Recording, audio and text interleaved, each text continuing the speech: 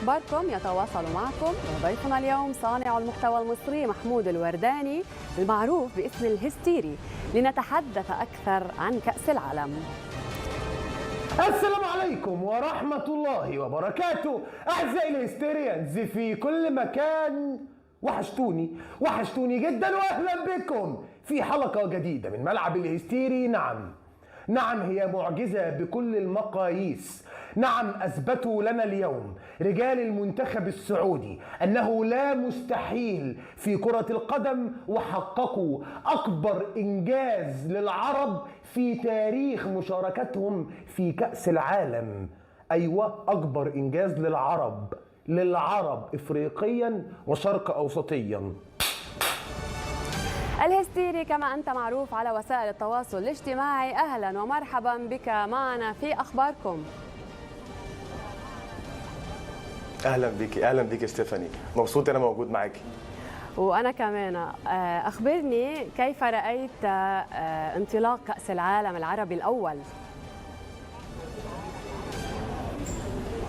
الحقيقه ان كاس العالم السنه دي، يعني انا شايف النسخه دي هي فخر لكل العرب. قطر عامله، يعني شفنا الافتتاح من كام يوم، اول امبارح تقريبا شفنا الافتتاح، كلنا فرحنا واتبسطنا وكنا فخورين باللي قطر قدمته.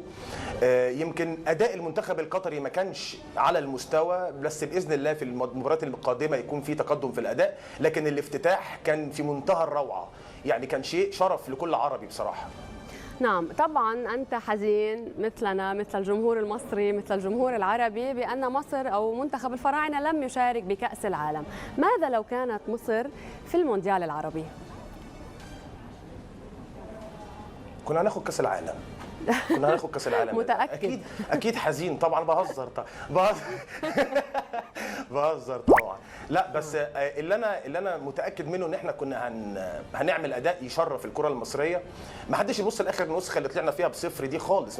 يعني انا اشوف، ولا اقول لك على حاجه والله يا ستيفاني، انا شايف ان لو كنا وصلنا كاس العالم كان هيبقى معانا كارلوس كيروش اللي هو المدير الفني للمنتخب الايراني حاليا، اللي عمل معاهم كارثه كرويه في اول مباريات ايران في كاس العالم، وخسر 6-2 من انجلترا مع الرأفة.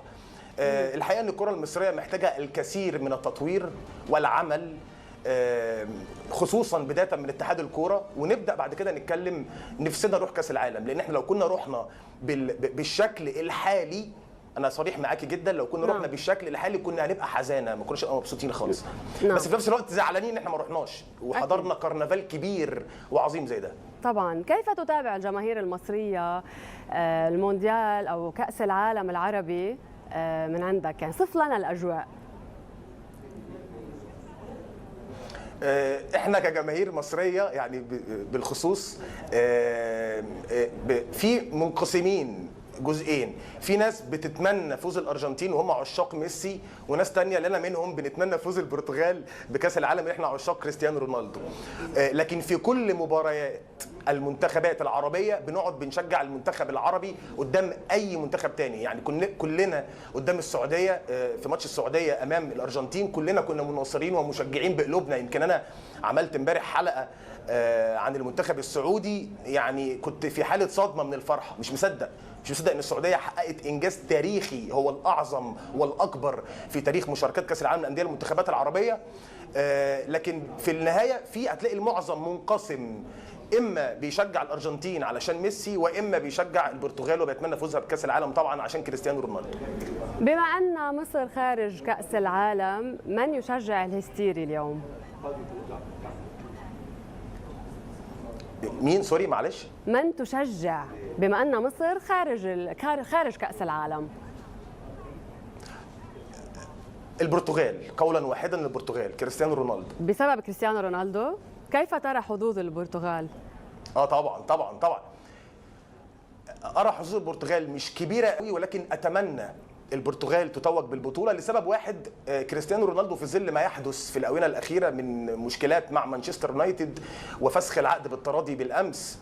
انا بشوف ان لاعب عظيم زي كريستيانو رونالدو يستحق ان يختتم مسيرته الدوليه ببطوله عظيمه زي كاس العالم مع منتخبه، وده لا يقلل ابدا من شان احد اعظم من لمس كره القدم ليونيل ميسي، ولكن انا بحب كريستيانو رونالدو، انا مناصر لكريستيانو رونالدو، واتمنى تتويج البرتغال بالبطوله دي ان شاء الله. نعم، هذه كأس العالم الأخيرة بطبيعة الحال لكريستيانو رونالدو وليونيل ميسي، وجماهيرهما طبعا تنتظر الكثير منهما. كيف ترى حظوظهما؟ حدثتني عن كريستيانو رونالدو، ماذا عن ميسي والأرجنتين؟